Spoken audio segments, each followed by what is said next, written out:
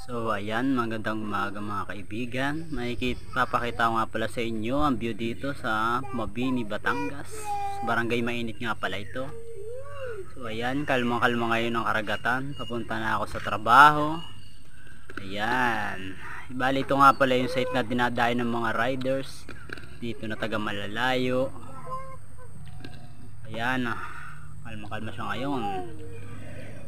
Dito yan, yung parang kaparesang kalumala. Ayan, si Pangki dumaan, naka-tricycle. So ayan, ang view ngayon. Yun, Tingloy, Batangas.